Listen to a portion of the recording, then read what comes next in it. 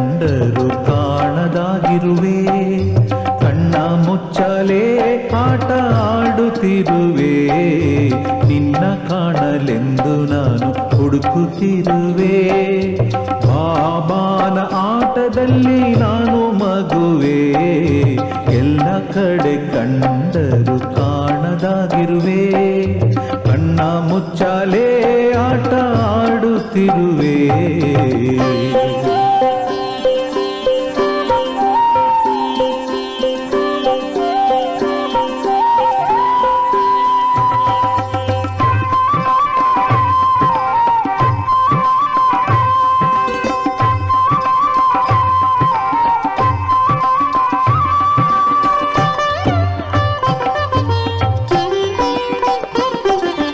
ಎಲ್ಲೆಲ್ಲೂ ಕಾಣುತ್ತಿದೆ ನಿನ್ನ ರೂಪ. ಕಂಡರೂ ಕಾಣುವುದು ಅಪರೂಪ.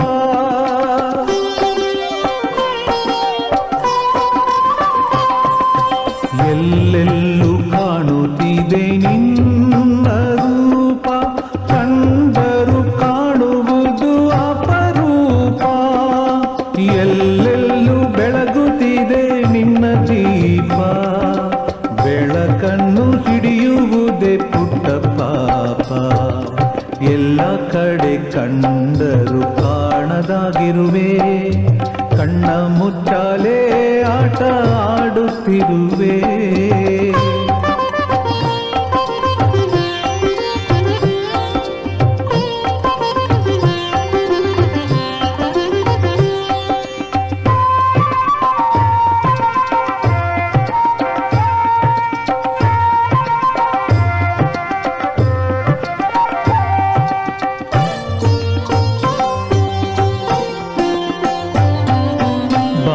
ನಿನ್ನ ಸನ್ನಿಧಾನ ರೋಮಾಂಚನ. ಬಾಬಾ ನಿನ್ನ ಕರೆಯೇ ವೇಣುಗಾನ.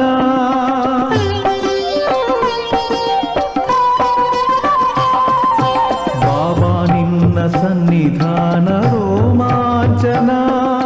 ಬಾಬಾ ನಿನ್ನ ಕರೆಯೇ ವೇಣುಗಾನ. ಬಾಬಾ ನಿನ್ನ ಗುಣಗಾನ ಮನದ ಧ್ಯಾನ. ಎಂದೆಂದು ನಮಗೆಲ್ಲ ಅಮೃತ ಪಾನ. ಎಲ್ಲ ಕಡೆ ಕಂಡರೂ ಕಾಣದಾಗಿರುವೆ. ಕಣ್ಣ ಮುಚ್ಚಾಲೆ ಆಟ ಆಡುತ್ತಿರುವೆ.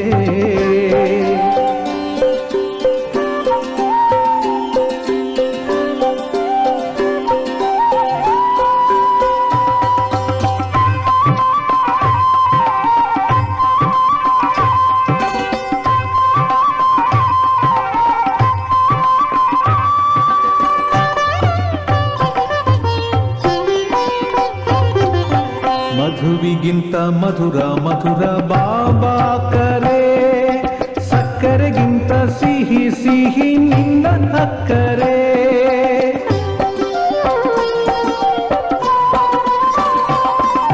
ಮಧುವಿಗಿಂತ ಮಧುರ ಮಧುರ ಬಾಬಾ ಕರೆ. ಸಕ್ಕರೆಗಿಂತ ಸಿಹಿ ಸಿಹಿ ನಿನ್ನ ಅಕ್ಕರೆ. ಬೆಳದಿಂಗಳಂಥ ಬೆಳಕು ನೀನು ನಕ್ಕರೆ. ಸ್ವರ್ಗವು ಈಧರೆ ನೀನು ಸಿಕ್ಕರೆ. ಎಲ್ಲ ಕಡೆ ಕಂಡರೂ ಕಾಣದಾಗಿರುವೆ. ಕಣ್ಣ ಮುಚ್ಚಾಲೆ ಆಟ ಆಡುತ್ತಿರುವೆ. ನಿನ್ನ ಕಾಣಲೆಂದು ನಾನು ಹುಡುಕುತ್ತಿರುವೆ. ಬಾಬಾನ ಆಟದಲ್ಲಿ ನಾನು ಮಗುವೆ. ಎಲ್ಲ ಕಡೆ ಕಂಡರೂ ಕಾಣದಾಗಿರುವೆ. ಕಣ್ಣ ಮುಚ್ಚಾಲೆ ಆಟ ಆಡುತ್ತಿರುವೆ.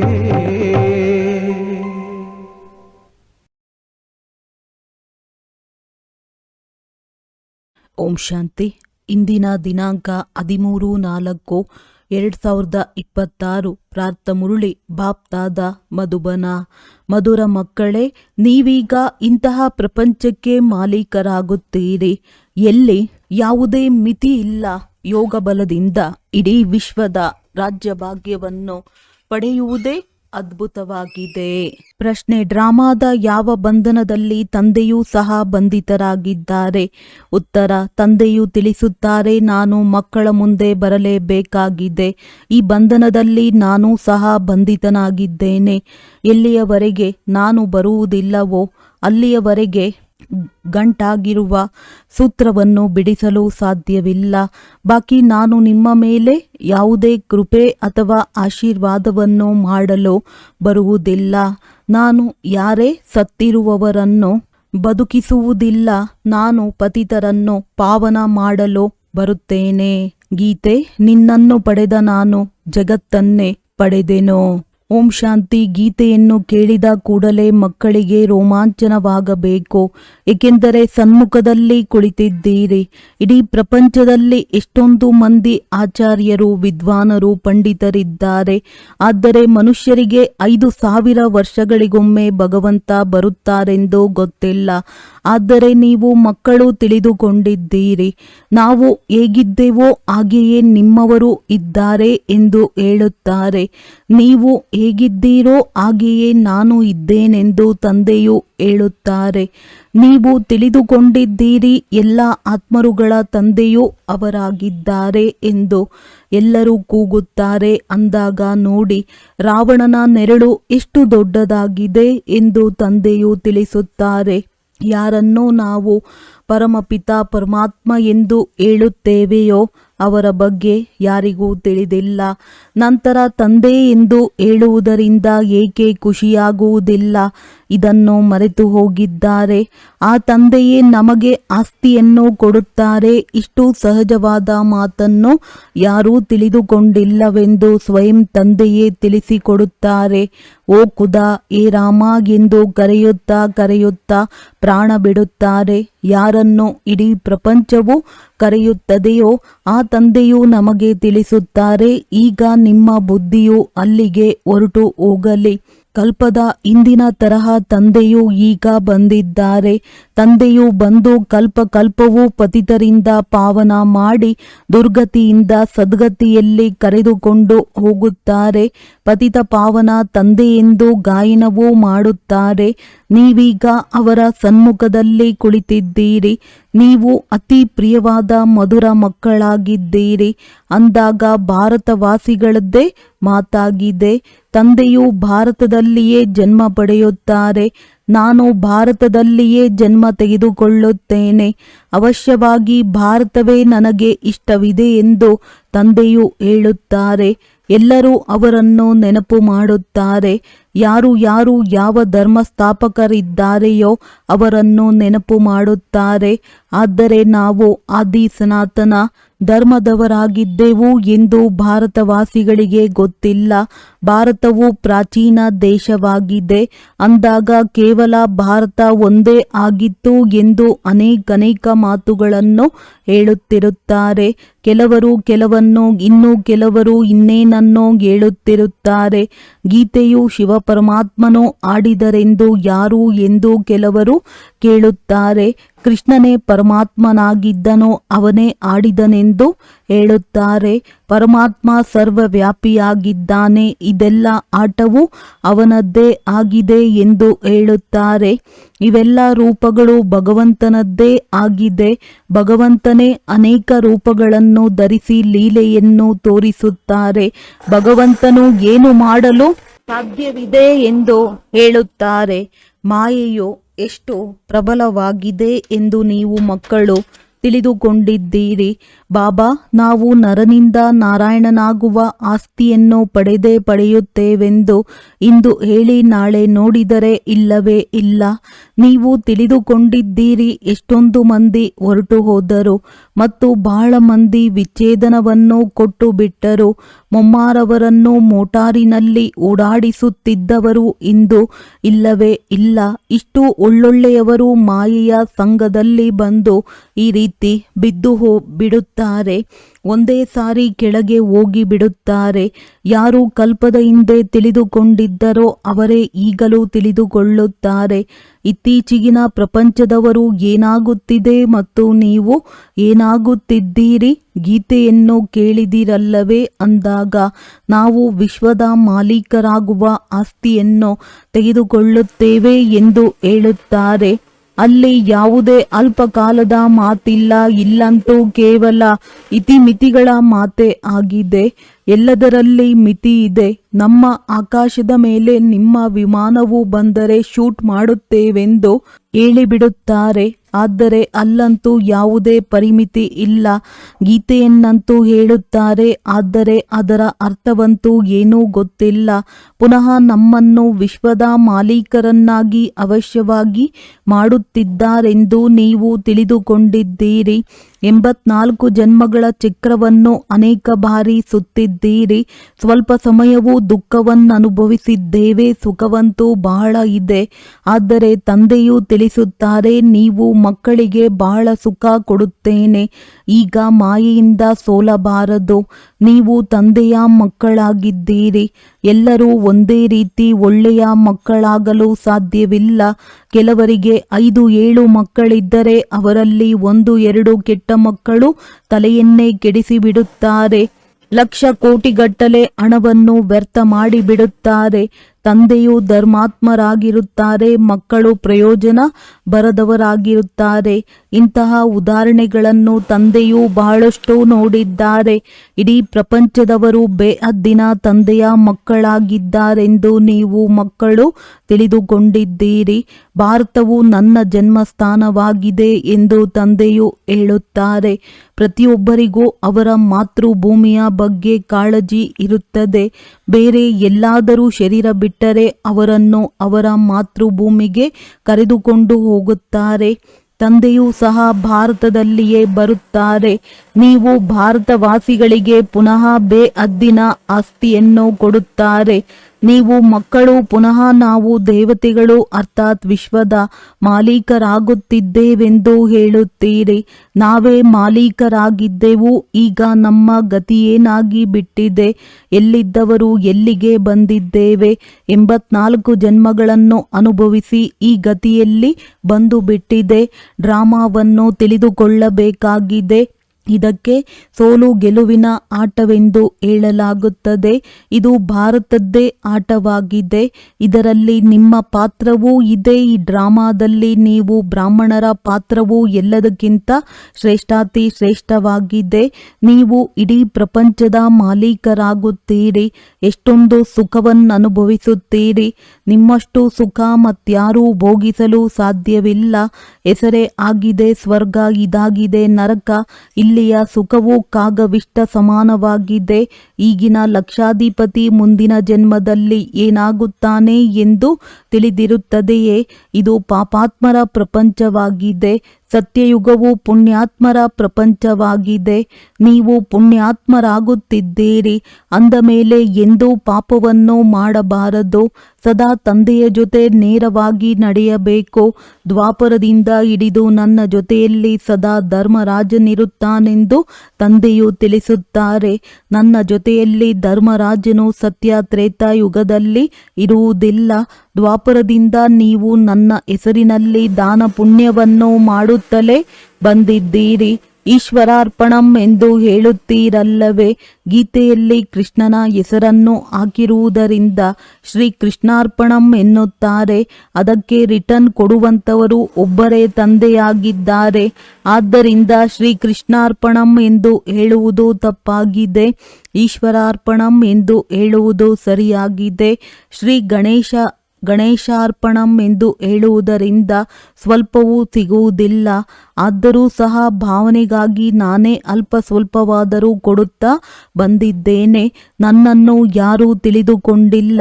ನನ್ನನ್ನು ಈಗ ನೀವು ಮಕ್ಕಳು ತಿಳಿದುಕೊಂಡು ಎಲ್ಲವನ್ನೂ ಶಿವತಂದೆಗೆ ಅರ್ಪಣೆ ಮಾಡುತ್ತಿದ್ದೀರಿ. ನಾವು 21 ಜನ್ಮಗಳ ಆಸ್ತಿಯನ್ನು ಪಡೆಯಲು ಬಂದಿದ್ದೇನೆಂದು ತಂದೆಯು ಹೇಳುತ್ತಾರೆ. ಈಗಿರುವುದೇ ಇಳಿಯುವ ಕಲೆಯಾಗಿದೆ. ರಾವಣ ರಾಜ್ಯದಲ್ಲಿ ಏನೇ ದಾನ ಪುಣ್ಯ ಮಾಡಿದರೂ ಸಹ ಪಾಪಾತ್ಮರಿಗೆ ಕೊಡುತ್ತಾರೆ. ಇಳಿಯುವ ಕಲೆಯಲ್ಲಿಯೇ ಹೋಗುತ್ತಾರೆ. ಮಾಡಿದ್ದರೂ ಸ್ವಲ್ಪ ಕಾಲಕ್ಕಾಗಿ ಪ್ರಾಪ್ತಿಯಾಗುತ್ತದೆ. ನಿಮಗೆ ಈಗ 21 ಜನ್ಮಗಳಿಗಾಗಿ ಸಿಗುತ್ತದೆ. ಅದಕ್ಕೆ ರಾಮರಾಜ್ಯವೆಂದು ಹೇಳುತ್ತಾರೆ. ಅಲ್ಲಿ ಈಶ್ವರನ ರಾಜ್ಯವೆಂದು ಹೇಳುವುದಿಲ್ಲ. ರಾಜ್ಯವಂತೂ ದೇವಿ ದೇವತೆಗಳದ್ದಾಗಿದೆ. ನಾನು ರಾಜ್ಯ ಮಾಡುವುದಿಲ್ಲವೆಂದು ತಂದೆಯು ತಿಳಿಸುತ್ತಾರೆ. ನಿಮ್ಮ ಆದಿ ಸನಾತನ ದೇವಿ ದೇವತಾ ಧರ್ಮವು ಯಾವುದಿತ್ತೋ ಅದು ಪ್ರಾಯಲೋಪವಾಗಿದೆ. ಈಗ ಮತ್ತೆ ಅದು ಸ್ಥಾಪನೆಯಾಗುತ್ತಿದೆ. ತಂದೆಯಂತೂ ಕಲ್ಯಾಣಕಾರಿಯಂತೂ ಹೌದು, ಅವರಿಗೆ ಸತ್ಯವಾದ ತಂದೆ ಎಂದು ಹೇಳುತ್ತಾರೆ. ನಿಮಗೆ ತಮ್ಮ ಮತ್ತು ರಚನೆಯ ಆದಿ ಮಧ್ಯ ಅಂತ್ಯದ ಸತ್ಯವಾದ ಜ್ಞಾನವನ್ನು ಕೊಡುತ್ತಿದ್ದಾರೆ. ತಂದೆಯು ನಿಮಗೆ ಬೇಅದ್ದಿನ ಇತಿಹಾಸ ಮತ್ತು ಭೂಗೋಳವನ್ನು ತಿಳಿಸುತ್ತಾರೆ. ಎಷ್ಟೊಂದು ಶಕ್ತಿಶಾಲಿ ಸಂಪಾದನೆಯಾಗಿದೆ. ನೀವು ಚಕ್ರವರ್ತಿ ರಾಜರಾಗುತ್ತೀರಿ. ಅವರು ಹಿಂಸೆಯ ಚಕ್ರವನ್ನು ಕೊಟ್ಟು ಬಿಟ್ಟಿದ್ದಾರೆ. ಇದು ಅಸಲಾಗಿ ಜ್ಞಾನದ ಚಕ್ರವಾಗಿದೆ. ಆದರೆ ಜ್ಞಾನವಂತೂ ಪ್ರಾಯಲೋಪವಾಗಿ ಬಿಡುತ್ತದೆ. ನಿಮ್ಮದ್ದು ಇದು ಮುಖ್ಯವಾದ ಚಿತ್ರವಾಗಿದೆ. ಒಂದು ಕಡೆ ತ್ರಿಮೂರ್ತಿ, ಇನ್ನೊಂದು ಕಡೆ ಚಕ್ರ ಮತ್ತು ವೃಕ್ಷವಾಗಿದೆ. ಶಾಸ್ತ್ರಗಳಲ್ಲಿ ಕಲ್ಪದ ಆಯಸ್ಸನ್ನು ಲಕ್ಷಾಂತರ ವರ್ಷಗಳೆಂದು ಬರೆದಿದ್ದಾರೆಂದು ತಂದೆಯು ತಿಳಿಸುತ್ತಾರೆ. ಇಡೀ ಸೂತ್ರವೇ ಗಂಟಾಗಿ ಬಿಟ್ಟಿದೆ. ತಂದೆಯನ್ನು ಬಿಟ್ಟರೆ ಮತ್ತಾರಿಂದಲೂ ಗಂಟನ್ನು ಬಿಡಿಸಲು ಸಾಧ್ಯವಿಲ್ಲ. ತಂದೆಯು ಸನ್ಮುಖದಲ್ಲಿ ಸ್ವಯಂ ಬಂದಿದ್ದಾರೆ. ಡ್ರಾಮಾ ಅನುಸಾರವಾಗಿ ನಾನು ಬರಲೇಬೇಕಾಗುತ್ತದೆ ಎಂದು ತಂದೆಯು ತಿಳಿಸುತ್ತಾರೆ. ನಾನು ಈ ಡ್ರಾಮಾದಲ್ಲಿ ಬಂಧಿತನಾಗಿದ್ದೇನೆ. ನಾನು ಬರದೇ ಇರಲು ಸಾಧ್ಯವೇ ಇಲ್ಲ. ಸತ್ತಿರುವವರನ್ನು ಬದುಕಿಸುತ್ತೇನೆ, ರೋಗದಿಂದ ಬಿಡಿಸುತ್ತೇನೆಂದು ಎಂದಲ್ಲ ಬಾಬಾ. ನಮ್ಮ ಮೇಲೆ ಕೃಪೆ ತೋರಿ ಎಂದು ಬಹಳ ಮಕ್ಕಳು ಕೇಳುತ್ತಿರುತ್ತಾರೆ. ಆದರೆ ಇಲ್ಲಿ ಯಾವುದೇ ಕೃಪೆಯ ಮಾತಿಲ್ಲ. ನೀವು ನನಗೆ ಆಶೀರ್ವಾದ ಕೊಡಿ, ನಮಗೆ ಯಾವುದೇ ನಷ್ಟವಾಗದಿರಲೆಂದು ಕರೆಯಲಿಲ್ಲವಲ್ಲವೇ? ನೀವು ಪತಿತ ಪಾವನ ದುಃಖಹರ್ತ ಬನ್ನಿ ಎಂದು ಕರೆದಿರಿ. ಶರೀರದ ದುಃಖ ಅರ್ಥನು ವೈದ್ಯನು ಆಗುತ್ತಾನೆ. ನಾನು ಇದಕ್ಕಾಗಿಯೇ ಬರುತ್ತೇನೆಯೇ? ಹೊಸ ಪ್ರಪಂಚದ ಮಾಲೀಕರನ್ನಾಗಿ ಮಾಡಿ ಶಾಂತಿ ಕೊಡಿ ಎಂದು ನೀವೇ ಕರೆಯುತ್ತೀರಿ. ನಮ್ಮನ್ನು ರೋಗದಿಂದ ಮುಕ್ತರನ್ನಾಗಿ ಮಾಡಿ ಎಂದೇನೂ ಹೇಳುವುದಿಲ್ಲ. ಸದಾ ಕಾಲಕ್ಕಾಗಿ ಶಾಂತಿ ಅಥವಾ ಮುಕ್ತಿ ಸಿಗುವುದಿಲ್ಲ. ಪಾತ್ರವನ್ನಂತೂ ಅಭಿನಯಿಸಲೇಬೇಕಾಗಿದೆ. ಅಂತ್ಯದಲ್ಲಿ ಬರುವವರಿಗೆ ಎಷ್ಟೊಂದು ಶಾಂತಿ ಸಿಗುತ್ತದೆ.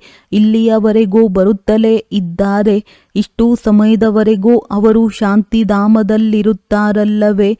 ಡ್ರಾಮಾ ಅನುಸಾರವಾಗಿ ಯಾರ ಪಾತ್ರವಿದೆಯೇ ಅವರು ಬರುತ್ತಲೇ ಇರುತ್ತಾರೆ. ಪಾತ್ರವನ್ನು ಬದಲಾಯಿಸಲು ಸಾಧ್ಯವಿಲ್ಲ. ಶಾಂತಿಧಾಮದಲ್ಲಿ ಬಹಳಷ್ಟು ಆತ್ಮಗಳಿರುತ್ತಾರೆ. ಅವರು ಅಂತ್ಯದಲ್ಲಿ ಬರುತ್ತಾರೆಂದು ತಂದೆಯು ತಿಳಿಸುತ್ತಾರೆ. ಈ ಡ್ರಾಮಾವು ಮಾಡಲ್ಪಟ್ಟಿದೆ. ಅಂತ್ಯದಲ್ಲಿ ಬರುವವರು ಅಂತ್ಯದಲ್ಲಿಯೇ ಬರಬೇಕಾಗಿದೆ. ಈ ವೃಕ್ಷವು ಮಾಡಲ್ಪಟ್ಟಿರುವುದಾಗಿದೆ. ನೀವು ತಿಳಿದುಕೊಳ್ಳುವುದಕ್ಕಾಗಿ ಈ ಚಿತ್ರಗಳನ್ನು ಮಾಡಿದ್ದಾರೆ. ಕಲ್ಪದ ಹಿಂದಿನ ರೀತಿ ಇನ್ನೂ ಅನೇಕ ಚಿತ್ರಗಳು ಬರುತ್ತಲೇ ಇರುತ್ತವೆ. 84 ಜನ್ಮಗಳ ವಿಸ್ತಾರವು ವೃಕ್ಷದ ಚಿತ್ರದಲ್ಲಿದೆ. ಡ್ರಾಮಾದ ಚಕ್ರದಲ್ಲಿಯೂ ಇದೆ. ಈಗ ಮತ್ತೆ ಏಣಿಯ ಚಿತ್ರವೂ ಬಂದಿದೆ. ಇದು ಮನುಷ್ಯರಿಗೆ ಗೊತ್ತಿಲ್ಲ. ಸಂಪೂರ್ಣ ಮಂದ ಬುದ್ಧಿಯವರಾಗಿದ್ದಾರೆ. ಪರಮಪಿತ ಪರಮಾತ್ಮ ಜ್ಞಾನ ಸಾಗರ, ಶಾಂತಿಯ ಸಾಗರ ನಮಗೆಲ್ಲರಿಗೂ ಈ ಶರೀರದ ಮೂಲಕ ಓದಿಸುತ್ತಿದ್ದಾರೆಂದು ನೀವು ಮಕ್ಕಳ ಬುದ್ಧಿಯಲ್ಲಿದೆ. ಯಾರು ಮೊಟ್ಟ ಮೊದಲು ವಿಶ್ವದ ಮಾಲೀಕರಾಗಿದ್ದರೋ ಅವರ ಶರೀರದಲ್ಲಿ ನಾನು ಬರುತ್ತೇನೆಂದು ತಂದೆಯು ತಿಳಿಸುತ್ತಾರೆ. ಅವಶ್ಯವಾಗಿ ನಾವು ಬ್ರಹ್ಮನ ಮೂಲಕ ಬ್ರಾಹ್ಮಣರಾಗುತ್ತೇವೆಂದು ನೀವು ತಿಳಿದುಕೊಂಡಿದ್ದೀರಿ. ಗೀತೆಯಲ್ಲಿ ಈ ಮಾತುಗಳೇ ಇಲ್ಲ. ಇವರು ಸ್ವಯಂ ನಾರಾಯಣ ಪೂಜೆ ಮಾಡುತ್ತಿದ್ದರು. ರೈಲಿನಲ್ಲಿ ಪ್ರಯಾಣವೂ ಮಾಡುತ್ತಿದ್ದರು.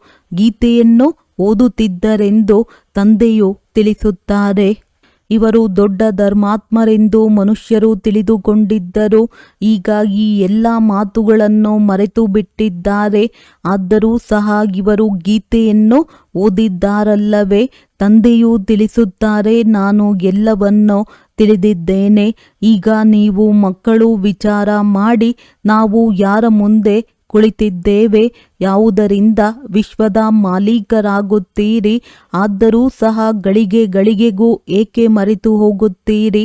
ನಿಮಗೆ 16 ಗಂಟೆಗಳ ಕಾಲವನ್ನು ಉಚಿತವಾಗಿ ಕೊಡುತ್ತೇನೆ. ಬಾಕಿ ಉಳಿದ ಸಮಯದಲ್ಲಿ ನನ್ನ ಸೇವೆಯನ್ನು ಮಾಡಿ ನಿಮ್ಮ ಸೇವೆ ಮಾಡಿಕೊಳ್ಳುತ್ತೀರೆಂದರೆ ವಿಶ್ವದ ಸೇವೆಯೂ ಮಾಡಿದಂತಾಯಿತು. ಕೊನೆ ಪಕ್ಷ 8 ಗಂಟೆಗಳ ಕಾಲ ತಂದೆಯನ್ನು ನೆನಪು ಮಾಡುವ ಪುರುಷಾರ್ಥ ಮಾಡಿ. ಈಗ ಇಡೀ ದಿನದಲ್ಲಿ 8 ಗಂಟೆಗಳು ತಂದೆಯನ್ನು ನೆನಪು ಮಾಡಲು ಸಾಧ್ಯವಿಲ್ಲವೇ? ಯಾವಾಗ ಈ ಸ್ಥಿತಿಯನ್ನು ತಲುಪುವಿರೋ ಆಗ ಇವರು ಬಹಳ ಸರ್ವಿಸ್ ಮಾಡುತ್ತಾರೆ ಎಂದು ತಿಳಿದುಕೊಳ್ಳುತ್ತಾರೆ. ನಾವು ತುಂಬ ಸೇವೆ ಮಾಡುತ್ತೇವೆಂದು ನೀವು ತಿಳಿದುಕೊಳ್ಳಬಾರದು. ಭಾಷಣವನ್ನಂತೂ ಬಹಳ ಚೆನ್ನಾಗಿ ಮಾಡುತ್ತಾರೆ, ಆದರೆ ಯೋಗವಂತೂ ಇಲ್ಲ.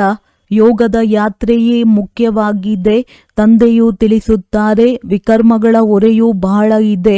ಆದ್ದರಿಂದ ಬೆಳಿಗ್ಗೆ ಎದ್ದು ತಂದೆಯನ್ನು ನೆನಪು ಮಾಡಿ 2 ಗಂಟೆಯಿಂದ 5 ಗಂಟೆಯವರೆಗೆ ಬಹಳ ಒಳ್ಳೆಯ ವಾಯುಮಂಡಲವಿರುತ್ತದೆ. ರಾತ್ರಿಯಲ್ಲಿ ಆತ್ಮ ಅಭಿಮಾನಿಯಾಗುತ್ತದೆ. ಇದಕ್ಕೆ ನಿದ್ರೆ ಎಂದು ಹೇಳಲಾಗುತ್ತದೆ. ಆದ್ದರಿಂದ ತಂದೆಯು ತಿಳಿಸುತ್ತಾರೆ, ಎಷ್ಟು ಸಾಧ್ಯವೋ ಅಷ್ಟು ತಂದೆಯನ್ನು ನೆನಪು ಮಾಡಿ. ಈಗ ತಂದೆಯು ತಿಳಿಸುತ್ತಾರೆ, ಮನ್ಮನಾಭವ ಇದು ಏರುವ ಕಲೆಯ ಮಂತ್ರವಾಗಿದೆ. ಒಳ್ಳೆಯದು. ಮಧುರಾತಿ ಮಧುರ ಅಗಲಿ ಹೋಗಿ ಮರಳಿ ಸಿಕ್ಕಿರುವ ಮಕ್ಕಳ ಪ್ರತಿ ಮಾತ್ಪಿತಾ ಬಾಪ್ದಾದಾರವರ ನೆನಪು, ಪ್ರೀತಿ ಹಾಗೂ ಸುಪ್ರಭಾತ. ಆತ್ಮಿಕ ಮಕ್ಕಳಿಗೆ ಆತ್ಮಿಕ ತಂದೆಯ ನಮಸ್ತೆ. ಧಾರಣೆಗಾಗಿ ಮುಖ್ಯ ಸಾರ: ತಂದೆಯ ಜೊತೆ ಸೀದಾ ಮತ್ತು ಸತ್ಯವಾಗಿ ನಡೆಯಬೇಕಾಗಿದೆ. ಕಲ್ಯಾಣಕಾರಿ ತಂದೆಯ ಮಕ್ಕಳಾಗಿರುವುದರಿಂದ ಸರ್ವರ ಕಲ್ಯಾಣ ಮಾಡಬೇಕಾಗಿದೆ. ಸುಪುತ್ರ ಮಕ್ಕಳಾಗಬೇಕಾಗಿದೆ. ಕರ್ಮವನ್ನು ಮಾಡುತ್ತಾ ಕೊನೆ ಪಕ್ಷ 8 ಗಂಟೆಗಳ ಕಾಲ ಅವಶ್ಯವಾಗಿ ನೆನಪು ಮಾಡಬೇಕಾಗಿದೆ. ನೆನಪೇ ಮುಖ್ಯವಾಗಿದೆ. ಇದರಿಂದಲೇ ವಿಕರ್ಮಗಳ ಹೊರೆಯನ್ನು ಇಳಿಸಿಕೊಳ್ಳಬೇಕಾಗಿದೆ. ವರದಾನ: ದಾತನಾಗಿದ್ದು ಪ್ರತಿ ಸೆಕೆಂಡ್ ಪ್ರತಿ ಸಂಕಲ್ಪದಲ್ಲಿ ದಾನ ಕೊಡುವಂತಹ ಉದಾರಚಿತ್ತ ಮಹಾದಾನಿ ಭವ. ತಾವು ದಾತನ ಮಕ್ಕಳು, ತೆಗೆದುಕೊಳ್ಳುವವರಲ್ಲ, ಆದರೆ ಕೊಡುವವರಾಗಿದ್ದೀರಿ. ಪ್ರತಿ ಸೆಕೆಂಡ್ ಪ್ರತಿ ಸಂಕಲ್ಪದಲ್ಲಿ ಕೊಡಬೇಕಾಗಿದೆ. ಯಾವಾಗ ಈ ರೀತಿ ದಾತರಾಗುತ್ತೀರಿ ಆಗಲೇ ಉದಾರಚಿತ್ತ ಮಹಾದಾನಿ ಆಗಿಬಿಡುವಿರಿ. ಇಂತಹ ಮಹಾದಾನಿ ಆಗುವುದರಿಂದ ಮಹಾನ್ ಶಕ್ತಿಯು ಸ್ವತಃವಾಗಿ ಪ್ರಾಪ್ತಿಯಾಗುತ್ತದೆ. ಆದರೆ ಕೊಡುವುದಕ್ಕಾಗಿ ಸ್ವಯಂನ ಭಂಡಾರವು ಸಂಪನ್ನವಾಗಿರಬೇಕು. ಏನನ್ನು ತೆಗೆದುಕೊಳ್ಳಬೇಕಾಗಿತ್ತೋ ಅದೆಲ್ಲವನ್ನೂ ತೆಗೆದುಕೊಂಡಿರಿ. ಕೊಡುವುದಷ್ಟೇ ಉಳಿದುಕೊಂಡಿದೆ. ಅಂದ ಮೇಲೆ ಕೊಡುತ್ತಾ ಸಾಗಿರಿ. ಕೊಡುವುದರಿಂದ ಭಂಡಾರ ಮತ್ತಷ್ಟು ತುಂಬುತ್ತಿರುತ್ತದೆ. ಸ್ಲೋಗನ್: ಪ್ರತಿಯೊಂದು ಸಬ್ಜೆಕ್ಟ್ನಲ್ಲಿ ಪೂರ್ಣಾಂಕಗಳನ್ನು ಜಮಾ ಮಾಡಿಕೊಳ್ಳಬೇಕೆಂದರೆ ಗಂಭೀರತೆಯ ಗುಣದ ಧಾರಣೆ ಮಾಡಿಕೊಳ್ಳಿರಿ. ಅವ್ಯಕ್ತ ಸೂಚನೆ: ಮಹಾನರಾಗಲು ಮಧುರತೆ ಮತ್ತು ನಮ್ರತೆಯ ಗುಣ ಧಾರಣೆ ಮಾಡಿ. ನಮ್ರಚಿತ್ತ ಆತ್ಮ ಸಹಜವೇ ಸುಖದಾತರಾಗಬಹುದು. ಆದರೆ ಅಭಿಮಾನ ನಮ್ರಚಿತ್ತರಾಗುವುದಕ್ಕೆ ಬಿಡುವುದಿಲ್ಲ. ನಮ್ರಚಿತ್ತರಿಲ್ಲವೆಂದರೆ ಸೇವೆಯೂ ಆಗಲು ಸಾಧ್ಯವಿಲ್ಲ. ಸೇವಾದಾರಿಯ ವಿಶೇಷತೆ ಸದಾ ನಮ್ರಚಿತ್ತ. ಸ್ವಯಂ ಬಾಗುವುದರಿಂದ ಅನ್ಯರನ್ನು ಭಾಗಿಸಬಹುದು. ಎಷ್ಟು ನಮ್ರಚಿತ್ತರಾಗಿರುತ್ತೀರಿ ಅಷ್ಟು ನಿರ್ಮಾಣ ಮಾಡುವಿರಿ. ಎಲ್ಲಿ ನಿರ್ಮಾಣತೆ ಇರುತ್ತದೆ ಅಲ್ಲಿ ಆವೇಶವಿರುವುದಿಲ್ಲ, ಆತ್ಮೀಯತೆ ಇರುವುದು. ಹೇಗೆ ತಂದೆ ಎಷ್ಟು ನಮ್ರಚಿತ್ತರಾಗಿ ಬರುತ್ತಾರೆ ಅದೇ ರೀತಿ ಫಾಲೋ ಫಾದರ್. ಒಳ್ಳೆಯದು. ಓಂ ಶಾಂತಿ.